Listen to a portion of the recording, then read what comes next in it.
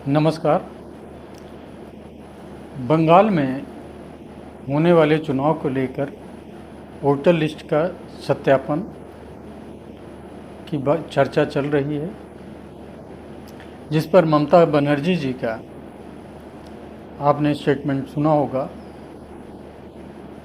उन्होंने जो धमकियां दी चुनाव आयोग को और लागू नहीं होगा, ये चुनाव आयोग की लिस्ट लागू नहीं होगी तो इलेक्शन कैसे होगा बंगाल में, पहली बात। दूसरी बात, निर्वाचन आयोग अगर कोई काम कर रहा है, सत्यापन कर रहा है, ये ऐसा नहीं है कि ये लिखा हुआ कभी मिटेगा नहीं। ये वोटर लिस्ट है और वोटर कुछ मर जाते हैं और उनकी जगह उनका हटना ज़रूरी होता है, अपडेट होना ज़रूरी होता है।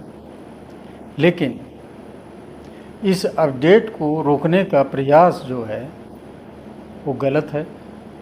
हंगामा खड़ा कर रही हैं, वो गलत है। हाँ, एक चीज़ आप देखेंगे, वहाँ की जो बॉर्डर से सटे हुए ज़िले हैं बांग्लादेश से, उन ज़िलों की आबादी जो थी वो काफ़ी बदल चुकी है। क्यों बदली है? क्या इतने मुसलमान वहाँ उनकी जनसंख्या वृद्धि हुई है, या बाहर से आए हुए लोग हैं जो जनसंख्या वृद्धि हुई? अगर हम देखें तो बॉर्डर से बांग्लादेश के सटे हुए आसाम, बंगाल और नेपाल की सीमाओं पर भी ये ऐसा है कि जहां आबादी बढ़ी हुई है बांग्लादेशियों की और रोहिंग्याओं की। इसी तरीके से आप देखेंगे मेघालय के भी उसमें है, त्रिपुरा में भी है। तो इसको नहीं कह सकते कि बंगाल की आबादी जो है केवल बंगाल के मुसलमानों द्वारा बढ़ी हुई है। वो आबादी बगल बांग्लादेश से आए हुए लोगों को, अनथराइज रोहिंग्या लोगों से बढ़ी हुई है। इसी तरह आप देखेंगे वहाँ जितने ज़िले हैं, उन ज़िलों में मैं बताऊँ, मुर्शिदाबाद, मालदा, उत्तरी दिनाजपुर, दक्षिणी उत्तरी परगना, ये सब मोर देन 50% आबादी वाले हैं। मुस्लिम आबादी मोर देन 50 है। और 294 सीटों में 70 से 100 सीटों पर ये निर्णायक भूमिका अदा करते हैं। तो ऐसे में आप देखेंगे वहाँ पर पहले इनके वोटर मुस्लिम नहीं थे, ये वामपंथियों के वोटर थे। और वो 2006 में जब चेंज हुआ वामपंथियों का, तो धीरे धीरे मुस्लिम वोटर ममता जी की तरफ चले गए और 2011 में इनको उसकी सफलता मिली, उसका फ़ायदा मिला। उन्होंने वही किया, मुस्लिम तुष्टीकरण, उनको संरक्षण दिया। और वो बांग्लादेशी जो मुस्लिम थे, जो आज बंगाल में आके बिजनेस भी कर रहे हैं, इकोनॉमी में अपना हस्तक्षेप भी कर रहे हैं, और इसके अलावा क्राइम में भी बहुत आगे हैं। आपने सारे जितने भी वहाँ पे अभी तक कांड हुए हैं, उन सब में यही लोग बढ़ चढ़ के भाग लेते हैं। अब ये कहना कि बंगाल की सरकार ने कि बॉर्डर पर बीएसएफ है तो बांग्लादेशी आए, ये गलत है।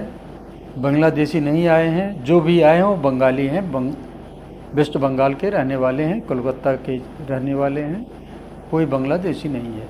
अगर है तो बीएसएफ ने क्यों उनको रोका नहीं? मतलब एक राजनीतिक मुद्दा तैयार करने की पूरी वो होगी। अगर बिहार जैसा वोटर लिस्ट का अगर फिर से उसकी वेरिफिकेशन हो सच्चाई के साथ, प्रूफ के साथ, तो वहाँ भी बहुत सारे लोग निकलेंगे जो भारतीय नहीं हैं, विदेशी हैं।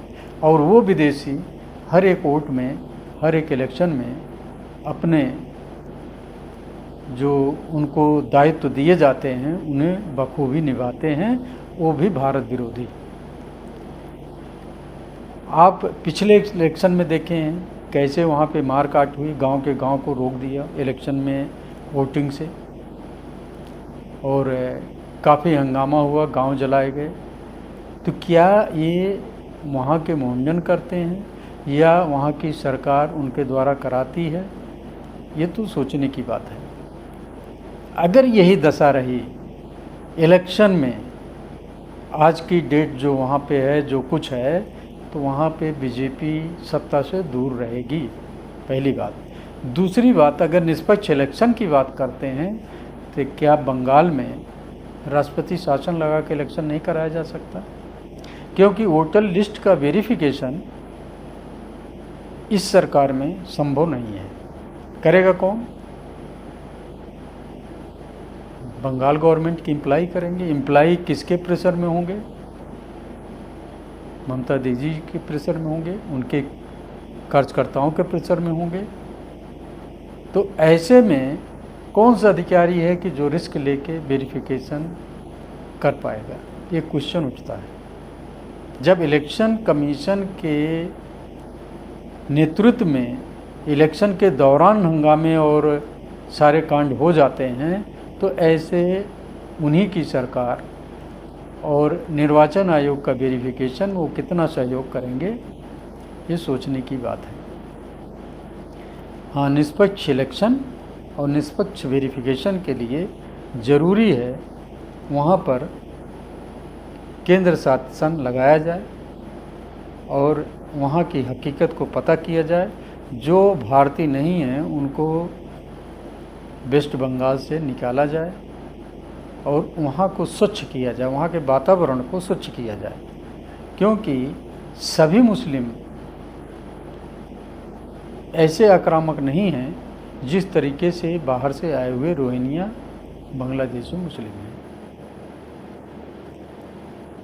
तो आज सरकार को चाहिए निर्वाचन आयोग का साथ दे और इन सिचुएशन को देखते हुए वहाँ पर निष्पक्ष सारे काम करने के लिए कोई ऐसी व्यवस्था बनाए जिससे जो कार्यक्रम निर्वाचन आयोग चला रही है वो पूर्ण हो और उनको फ़ायदा मिले जो इलेक्शन में वहाँ पर कैंडिडेट बने, या जो वहाँ के लोग हैं सरकार बदलना चाहते हैं तो उनको बदलने के लिए स्वतंत्र रूप से वोट देने की इजाज़त हो, माहौल हो, तभी वहाँ पर संभव है कि सरकार जो है बदल सकती है। नमस्कार, धन्यवाद।